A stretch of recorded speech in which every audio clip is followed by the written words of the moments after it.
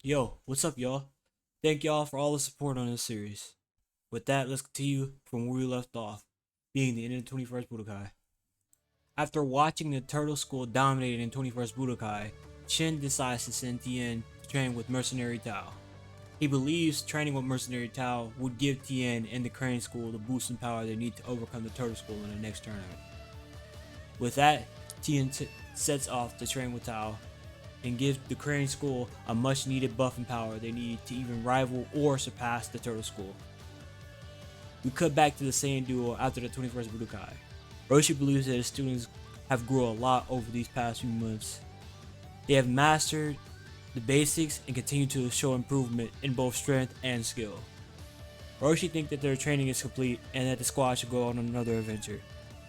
So he lets the boys know that they finished with their training for now and they should go out and explore the world more. They thank Roshi and set off with Goku thinking they should collect the Dragon Balls again, especially the 4-star Dragon Ball. This leads into the Red Ribbon Army arc, which essentially goes the same, with both the duo meeting Android 8 and still becoming more merciful to their enemies in the future. We skip forward some more through the Red Ribbon Army arc, with the Red Ribbon Army hiring Mercenary Tao and his apprentice, Tien, to take out both Goku and Yamcha and retrieve the Dragon Balls. Tien gets excited upon hearing this because this is what he's been training for this whole time, to take out these two. They accept the mission as we see both Tien and Mercenary Tao take a pillar and yeet it into the distance, using it as a means of transportation just like he did in canon. Goku and Yamcha then arrive at the base of Korin's tower where Bora and Appa lives. They are just about to attain the Dragon Ball when two pillars land nearby and two very powerful people step off of them. It's Tien and Mercenary Tao, sent here to eliminate both Goku and Yamcha by the Red Ribbon Army and retrieve the Dragon Balls. Tien look at the two, saying, "I hope you're ready to die," as they get into a fighting stance, before Bora tries to talk some sense into the mercenaries before he gets killed by Tao, just like in canon. With Bora dying, this really pissed Goku and Yamcha off. The two look at each other, nod, and decide they can't let that slide. Goku charges at Mercenary Tao and Yamcha charges at Tien, starting in 2v2. They seem really even at the moment, even trading blows from each side.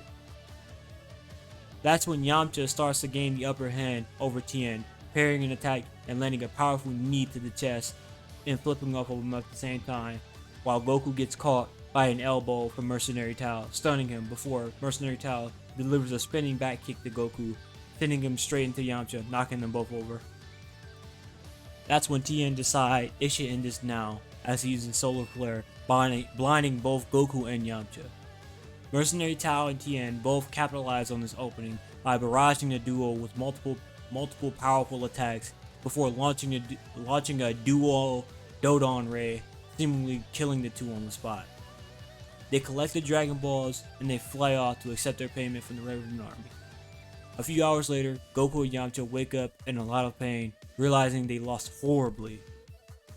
And they realize the only reason they survived is because they had a Dragon Ball hidden in their shirts. That's when Appa tells the two that those two mercenaries took the bag that had their Dragon Balls in it, adding even more to the loss that they already had at the moment. They sit there for a while before Appa remembers that Bora said something about someone really strong being at the top of the tower. This really catches their attention, because if this is true, they might be able to get even stronger than before. So with their minds made up, they begin to race each other up to the top of the tower, reaching it in a quarter of the time it took Goku to do in canon. They make it to the top of Korin's tower, and they receive the same training that Goku got in canon. They try to catch Korin and get the divine water from him. After finishing the training and drinking the water and realizing it was just regular water, Yamcha notices that they got noticeably stronger from it. Korin then notices that Goku also has a Nimbus Cloud and offers Yamcha's one as a token for completing the challenge. Yamcha gladly takes one because he's currently sharing one with Goku as their only means of fast transportation. With that, they thank Korin and they head off back to Appa's village. We cut back to Tao and Tien at the Red Ribbon Army base. They're notified that there are still two missing Dragon Balls, and it seems to still be in the same place that they retrieved the others. This confuses the two because they believe that the only ones that the boys had on them were the ones in the bag. Commander Red says they'll get their payment once they retrieve those two last Dragon Balls. So they head back to the village to retrieve them just to get this over with. They arrive back at the village at the same time Goku and Yamcha are just about to head off to get their Dragon Balls back, running to each other again. Tien and Mercenary Tao are shocked to see these two still alive after that last attack they took. Goku and Yamcha are ready this time. They won't be caught off guard like they did before. Now here, I want to show parallels for everyone here, including what they were before Korin's training. Goku and Yamcha were both at an even power level of 290, while Mercenary Tao and Tien are both at a power level around 310 to 320. Post Korin's training, both boys are at a power level of 370. They both got a sizable increase in power from Korin's training, as well as challenging each other as rivals to further push their growth.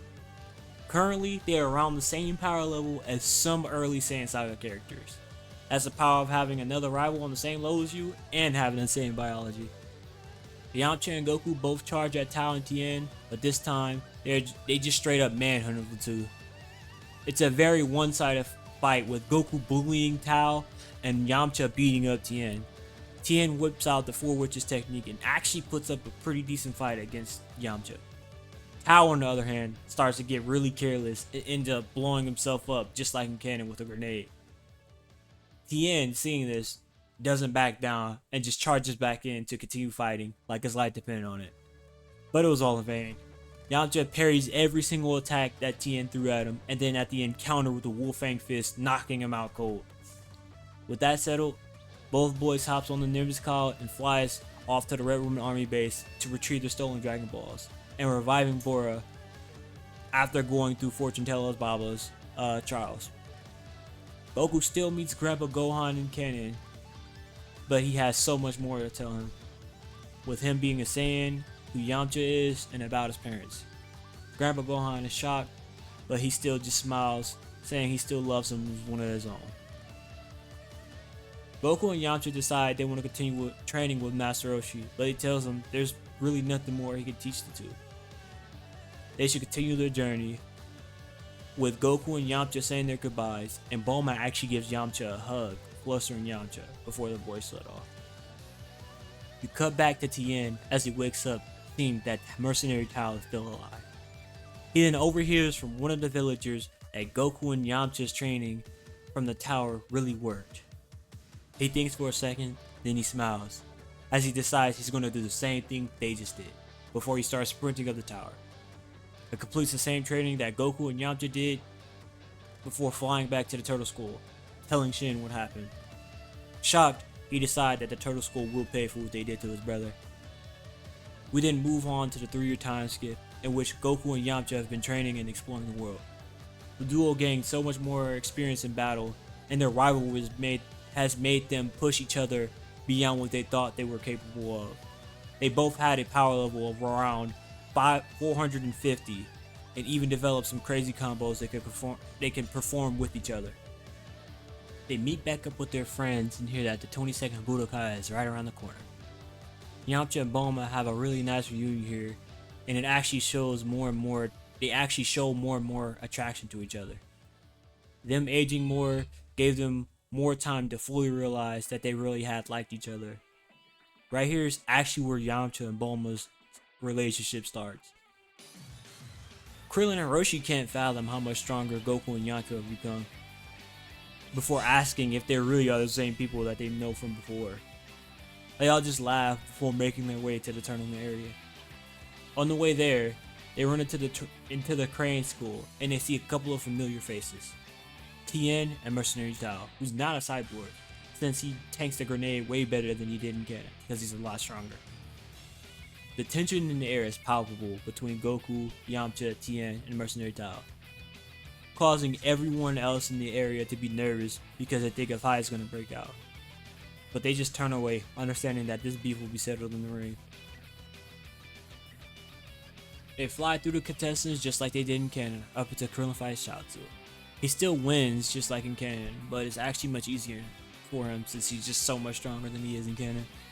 We then see Yamcha fighting Jackie Chun, which he completely overpowers him, winning the match in mere minutes. Goku, Tien, and Mercenary Tao fight some of the other contestants like Nam and King Choppa and some others, eliminating them, ending up with 5 contestants left. It's just the Turtle School versus the Korin School now.